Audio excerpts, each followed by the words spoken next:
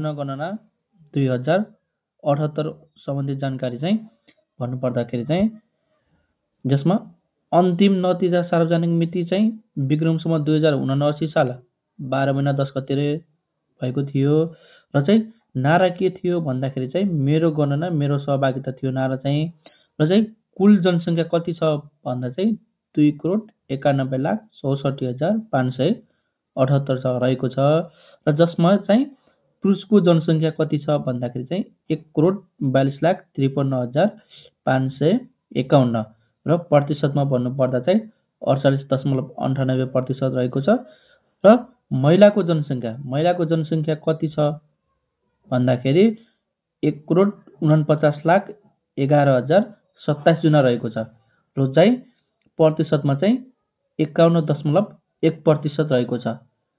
अब चाहिँ यसमा चाहिँ के छ भन्दाखेरि चाहिँ पुरुषको जनसङ्ख्या भन्दा महिलाको जनसङ्ख्या चाहिँ बढिरहेको छ।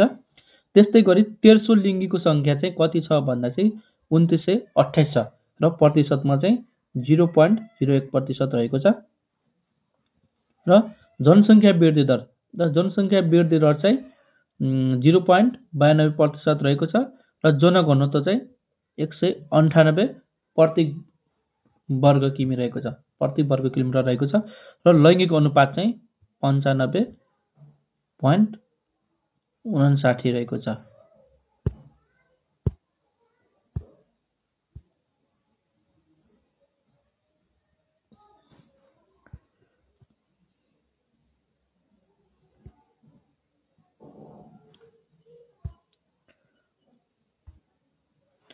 त्यस्तै गरी र नगरपालिकामा बस्ने जनसङ्ख्या कति छ भन्दाखेरि 66.17% नगरपालिकामा बसोबास गर्छन्।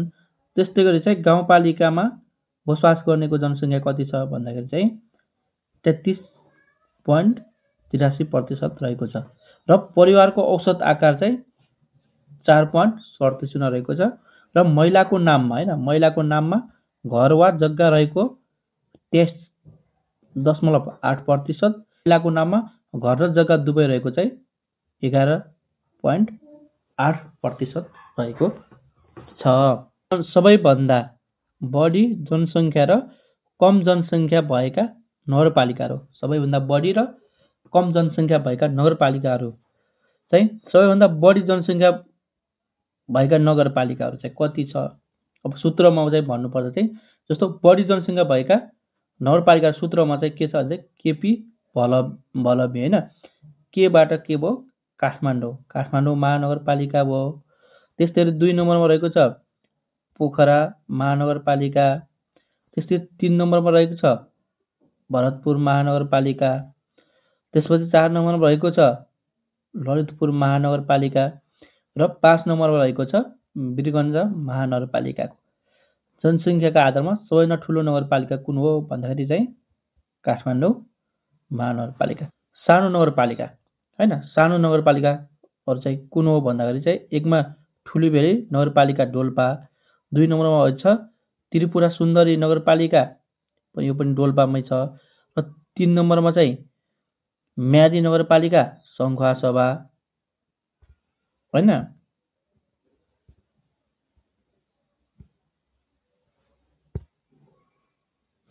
अनि 4 नम्बरमा चाहिँ लालीगुराँस नगरपालिका तेह्रथुम र 5 नम्बरमा चाहिँ धर्मदेवी नगरपालिका सङ्खुवासभा। बढी जनसङ्ख्या भएको गाउँपालिकाहरू होइन, सबैभन्दा बढी जनसङ्ख्या भएको गाउँपालिकाहरू चाहिँ सूत्र चाहिँ के छ भने बैराख माया गई। कति रमाइलो छ है सूत्र नि, बैराख माया गई। 1 नम्बरमा छ बैजनाथ गाउँपालिका बाँके। जनसङ्ख्या आधारमा सबैभन्दा बढी जनसङ्ख्या होइन, सबैभन्दा बढी जनसङ्ख्या भएको गाउँपालिका बैजनाथ गाउँपालिका कहाँ छ बाँके छ। 2 नम्बरमा छ राप्ती सोनारी गाउँपालिका, यो पनि बाँके नै। 3 नम्बरमा छ खजुरा गाउँपालिका, यो पनि बाँके। 4 नम्बरमा छ मायादेवी गाउँपालिका रूपन्देही र 5 नम्बरमा छ गैदाहवा गाउँपालिका रूपन्देही। कम जनसङ्ख्या भएका गाउँपालिका, अब यसको सूत्र के छ भन्दाखेरि नाच्लो लोम होइन, नाच्लो लोम। 1 मा छ नार्पा भूमि गाउँपालिका कहाँ छ मनाङ भयो। 2 नम्बरमा चामे गाउँपालिका मनाङ 3 नम्बरमा चाहिँ लोकघेकर दामोदर कुण्ड गाउँपालिका मुस्ताङ है। लोकघेकर दामोदर कुण्ड गाउँपालिका मुस्ताङ। 4 मा चाहिँ लोमङथाङ गाउँपालिका यो पनि मुस्ताङमै छ हैन। 5 मा छ मनाङसेङ गाउँपालिका के भएछ मनाङमै छ है, यो पनि मनाङ छ। अब बढी जनसङ्ख्या भएका जिल्लाहरू सूत्र चाहिँ के छ त भने चाहिँ सूत्र के छ भन्दाखेरि चाहिँ कामो रुजासु, यो चाहिँ आउँछ एकदम इम्पोर्टेन्ट छ कामो रुजासु। अनि 1 नम्बरमा छ काठमाडौँ, 2 नम्बरमा छ मोरङ, 3 नम्बरमा रूपन्देही, 4 नम्बरमा झापा र 5 नम्बरमा सुनसरी। सबैभन्दा बढी जनसङ्ख्या भएको जिल्ला कुन हो भन्दाखेरि त काठमाडौँ। कम जनसङ्ख्या भएका जिल्लाहरू चाहिँ हेरौँ है, कम जनसङ्ख्या भएका जिल्लाहरू 1 मा छ मनाङ, 2 नम्बरमा मुस्ताङ, 3 नम्बरमा डोल्पा, 4 नम्बरमा रसुवा र 5 नम्बरमा हुम्ला। जनसङ्ख्या वृद्धि नेपालको हैन, नेपालको जनसङ्ख्या वृद्धि दर कति छ भन्दाखेरि 0.92%। र त्यसरी हिमालको जनसङ्ख्या कति छ भन्दाखेरि चाहिँ 0.05% वृद्धि भएको र पहाडको जनसङ्ख्या चाहिँ 0.3% र तराईको जनसङ्ख्या चाहिँ कति छ 1.54%। सबभन्दा कम जनसङ्ख्या वृद्धि चाहिँ हिमालमा छ, त्यसपछि पहाडमा छ र त्यसपछि तराईमा छ है। र जनसङ्ख्या वृद्धि दर सबैभन्दा बढी भएको भक्तपुर रहेको छ, जो चाहिँ 3.35% वृद्धि भएको छ। त्यस्तै 2 नम्बरमा रूपन्देही, 3 नम्बरमा चितवन, 4 नम्बरमा बाँके, 5 नम्बरमा झापा रहेको छ। सबैभन्दा बढी जनसङ्ख्या भएको जिल्ला भन्यो काठमाडौँ र सबैभन्दा बढी जनसङ्ख्या वृद्धि दर भएको जिल्ला चाहिँ कहाँ छ भक्तपुर। यो कुरामा चाहिँ झुक्किनु भएन। अब चाहिँ कम जनसङ्ख्या भएका जिल्लाहरू चाहिँ 1 नम्बरमा रहेको छ रामेछाप। रामेछापको जनसङ्ख्या चाहिँ के छ ऋणात्मक छ, एकदम घटेको छ, पहिलेभन्दा 1.67% चाहिँ के छ घटेको छ। 2 नम्बरमा चाहिँ खोटाङ हो कि नै, 3 नम्बरमा चाहिँ मनाङ, 4 नम्बरमा चाहिँ भोजपुर र 5 नम्बरमा तेह्रथुम। जनसङ्ख्या ऋणात्मक भएका 5 जिल्लाहरू कुन कुन हुन् भनेर चाहिँ सोध्न सक्छ है। यो जनसङ्ख्या वृद्धि दर एकदम ऋणात्मक भएका जिल्लाहरू चाहिँ 5 वटा जिल्ला चाहिँ कुन कुन हुन् क्रम मिलाउनुहोस् भनेर आउन सक्छ है त। जनसङ्ख्या वृद्धि दर बढी र कम भएका प्रदेशहरू आयो। जनसङ्ख्या वृद्धि दर बढी भएको प्रदेश चाहिँ कुन हो, जनसङ्ख्या वृद्धि दर सबैभन्दा बढी भएको प्रदेश चाहिँ कुन हो भन्दा चाहिँ लुम्बिनी प्रदेश, जो चाहिँ 1.24%ले चाहिँ वृद्धि दर बढी भएको छ। त्यसपछि कम भएको प्रदेश है, जनसङ्ख्या वृद्धि दर एकदम कम भएको प्रदेश चाहिँ कुन हो भन्दा चाहिँ गण्डकी प्रदेश, जो चाहिँ 0.25%ले चाहिँ के भएछ वृद्धि भएको छ, कम है। सबैभन्दा बढी जनसङ्ख्या वृद्धि भएको प्रदेश चाहिँ लुम्बिनी प्रदेश हो भने सबैभन्दा कम जनसङ्ख्या वृद्धि दर भएको प्रदेश चाहिँ के हो त गण्डकी प्रदेश हो। जनसङ्ख्या वृद्धिका आधारमा नेपालका प्रदेशहरू है, अब अघि हामीले पढिसक्यौँ। सबैभन्दा बढी जनसङ्ख्या वृद्धि दर भएको प्रदेश चाहिँ को हो लुम्बिनी प्रदेश 1 नम्बरमा, जो चाहिँ कति छ 1.24%ले वृद्धि भएको छ। त्यसै चाहिँ 2 नम्बरमा के छ भन्दा चाहिँ मध्य प्रदेश, जो चाहिँ 1.19%ले वृद्धि भएको छ। त्यस्तै 3 नम्बरमा चाहिँ बागमती प्रदेश, जो चाहिँ 0.97%ले वृद्धि भएको छ। त्यस्तै 4 नम्बरमा रहेको छ कोशी प्रदेश, जुन चाहिँ 0.86%ले वृद्धि भएको छ। त्यस्तै 5 नम्बरमा रहेको छ कर्णाली प्रदेश, जो चाहिँ 0.70%ले चाहिँ वृद्धि भएको छ। त्यस्तै 6 नम्बरमा रहेको छ सुदूरपश्चिम प्रदेश, जो चाहिँ 0.52% चाहिँ वृद्धि भएको छ। र सबैभन्दा कम जनसङ्ख्या वृद्धि दर भएको प्रदेश चाहिँ गण्डकी प्रदेश रहेको छ, जो चाहिँ 0.25%ले चाहिँ एकदम के भएको छ जनसङ्ख्या वृद्धि दर भएको छ। जनसङ्ख्या वृद्धि दर धनात्मक भएका जिल्लाको सङ्ख्या भनेको 43 वटा छ हैन। त्यस्तै जनसङ्ख्या वृद्धि दर ऋणात्मक भएका जिल्लाको सङ्ख्या चाहिँ कति छ भन्दाखेरि 34वटा रहेको छ। त्यस्तै गरी चाहिँ जनसङ्ख्या, त्यसै जनसङ्ख्या 2% भन्दा बढी जनसङ्ख्या वृद्धि भएका नगरपालिकाको सङ्ख्या चाहिँ कति छ 48वटा छ।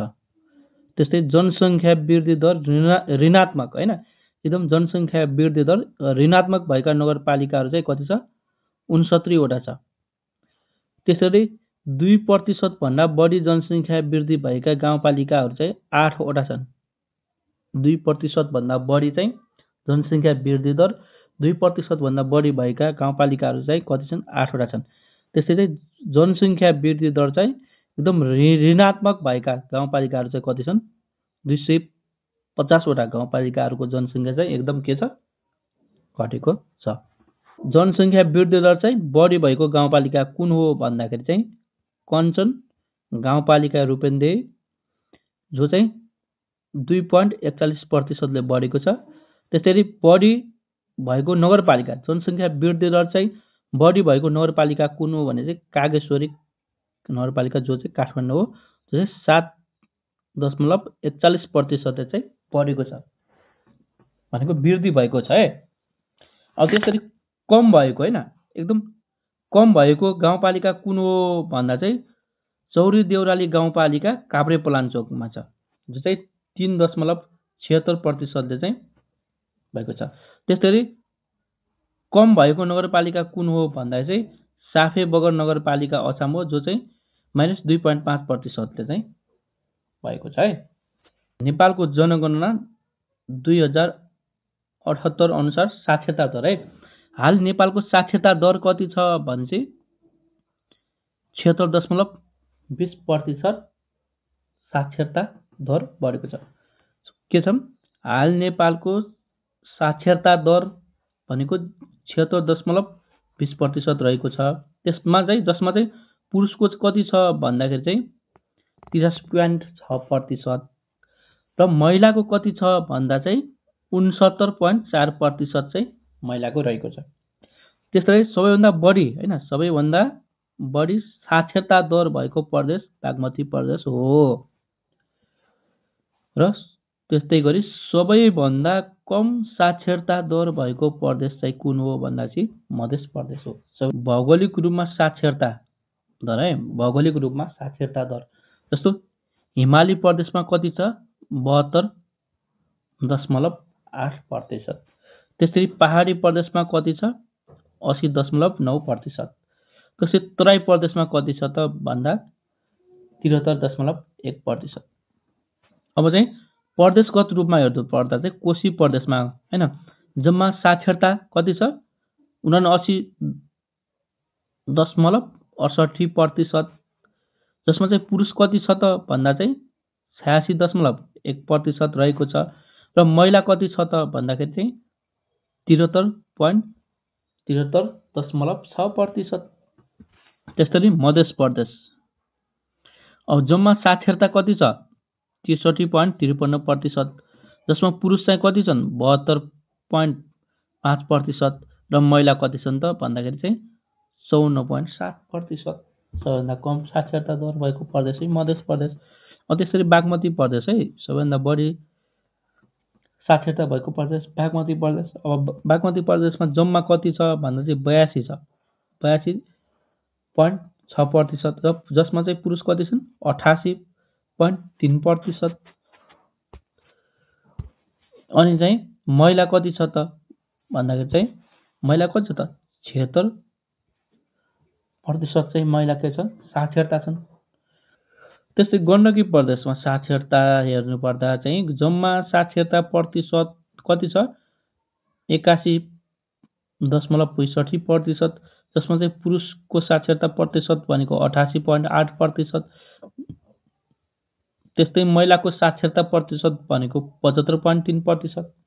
अब लुम्बिनी प्रदेशमा है, लुम्बिनी प्रदेशमा के छ त भने जम्मा साक्षरता कति छ 78.8, अनि पुरुष कति छ त 85.2% र महिला कति छ भन्दाखेरि चाहिँ 71.7% महिला छ।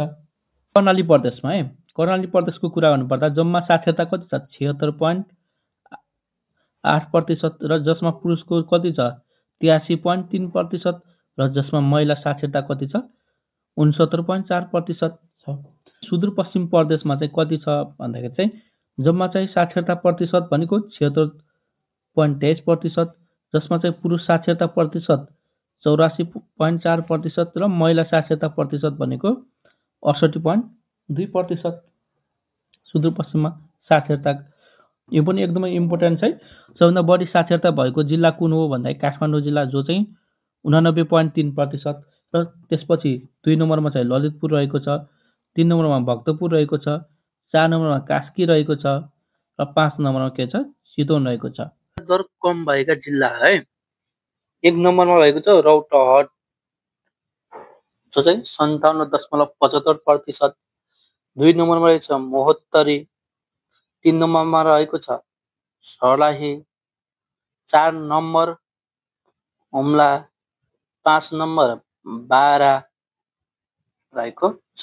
नेपालको पहिलो साक्षर जिल्ला भनेको सिन्धुपाल्चोक हो र साक्षर घोषणा मिति चाहिँ 2071 असार 2 गते भएको भने नेपालको पहिलो पूर्ण साक्षर जिल्ला चाहिँ ललितपुर हो र साक्षर घोषणा मिति चाहिँ 2071 असार 9 गते हो। नेपालको अन्तिम साक्षर जिल्ला भनेको कालीकोट है, भर्खरै भएको। यो चाहिँ साक्षर घोषणा मिति चाहिँ 2082 साल असोज 9 गते 68औं जिल्लाको रूपमा हो साक्षर जिल्ला।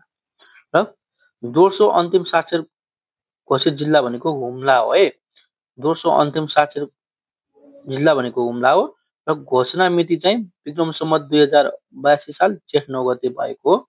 र साक्षर घोषणाको मापदण्ड के छ त भन्दाखेरि चाहिँ 15 वर्षदेखि 60 वर्षको 15% जनता चाहिँ साक्षर हुनुपर्ने।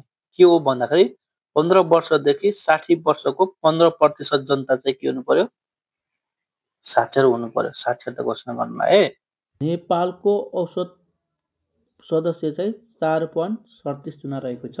त्यस्तै गरी हिमालमा चाहिँ 4.33 रहेको छ, पहाडमा चाहिँ 3.49 रहेको छ भने तराईमा चाहिँ कति छ भन्दाखेरि चाहिँ 4.73 रहेको छ औसत पर्याप्त सङ्ख्या। त्यस्तै गरी औसत सदस्य बढी भएको प्रदेश भनेको मध्य प्रदेश, जो चाहिँ 5.29 जना।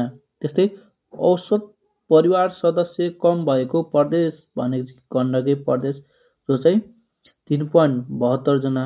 त्यस्तै सबैभन्दा औसत सदस्य बढी भएको जिल्ला भनेको रौतहट, जो चाहिँ 5.94, र सबैभन्दा औसत सदस्य कम भएको जिल्ला भनेको गोर्खा र दोलखा दुईवटा रहेको छ, जो चाहिँ 3.49। 2078 को जनगणना अनुसार भाषा है भाषा र मातृभाषा सङ्ख्या चाहिँ 124 वटा रहेको छ, 13 वटा चाहिँ नयाँ थप गरिएको त्यो। त्यसपछि नेपालमा बढी बोलिने भाषाहरू एकदम महत्त्वपूर्ण छ है।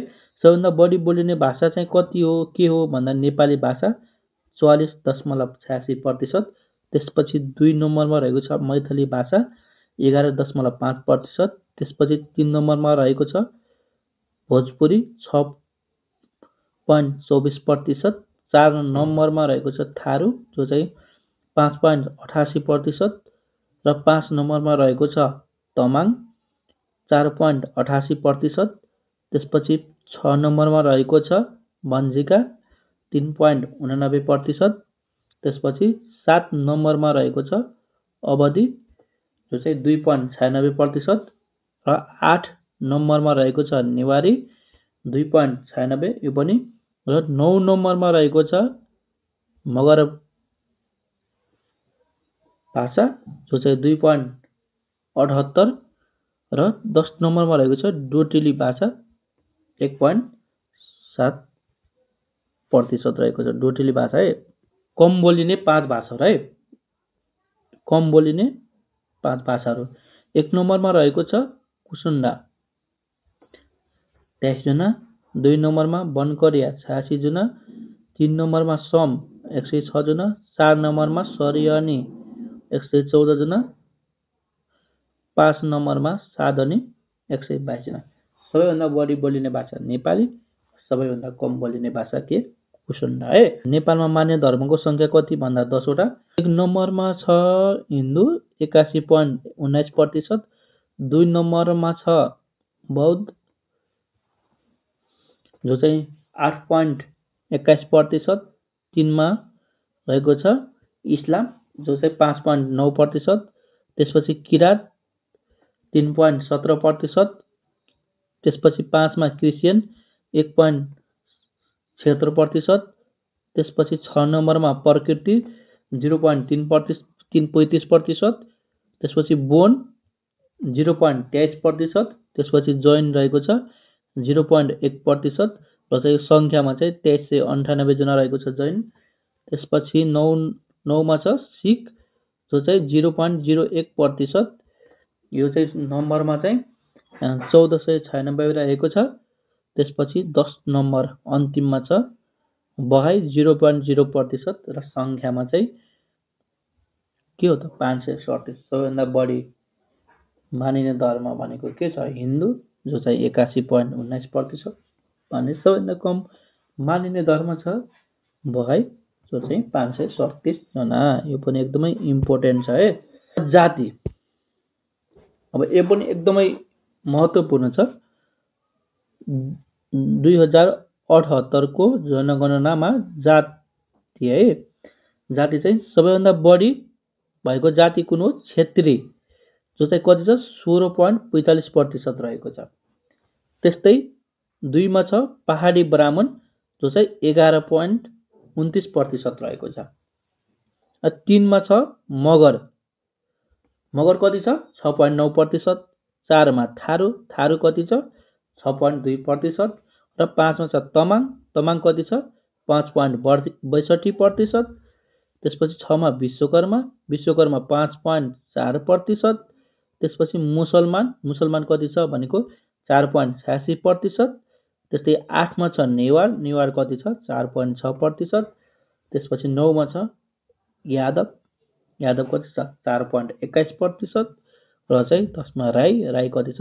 2.2%। सबैभन्दा कम जनसङ्ख्या भएको जाति भनेको 1 मा छ नुराङ कतै 36 जना, 2 मा बनकरिया 180 जना, 3 मा कुसुन्डा 253 जना, 4 मा सुरेल 318 जना, 5 मा लोमे 355 जना, 6 मा बालुङ 481 जना, 7 मा राउटे 566 जना। शौचालयको सुविधा है, शौचालय पुगेको जनसङ्ख्या कति छ भनेको 95.5%, तर शौचालय नपुगेको जनसङ्ख्या कति छ भनेको 4.5%।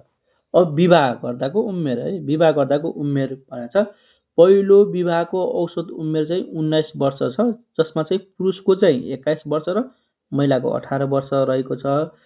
त्यसपछि 10 वर्षभन्दा कम उमेरमा विवाह भनेको 0.3% र विवाहित महिला चाहिँ 59.1% छ भने विवाहित पुरुष चाहिँ कति छ? 63.3% छ। अब चाहिँ बिजुली प्रयोग गर्ने जनसङ्ख्या भनेको 92.2%। त्यसै सोलर अथवा सौर्य ऊर्जा प्रयोग गर्ने जनसङ्ख्या भनेको 6.6%। त्यसपछि काठ दाउराको प्रयोग गर्ने भनेको 51.02%। त्यसपछि एलपिजी ग्यासको प्रयोग गर्ने भनेको 40.29%। सालमा सर्वप्रथम विक्रम सम्वत 1968 मा राष्ट्रिय स्तरमा सेन्सर घोषणा नामक अड्डाले चाहिँ जनसङ्ख्या सम्बन्धी कार्य गरेको थियो र जनगणना प्रत्येक 10 वर्षमा सङ्कलन गरिन्छ हैन। यही थियो जनगणना 2078 को परीक्षा फोकस सारांश भिडियो। कस्तो लाग्यो लाइक शेयर र कमेन्ट गरी दिनुहोला हैन। थप तयारी सामग्रीका लागि चाहिँ च्यानललाई सब्स्क्राइब गर्न नबिर्सिनु होला। शुभकामना, पूर्व तयारी राम्रो होस्। धन्यवाद।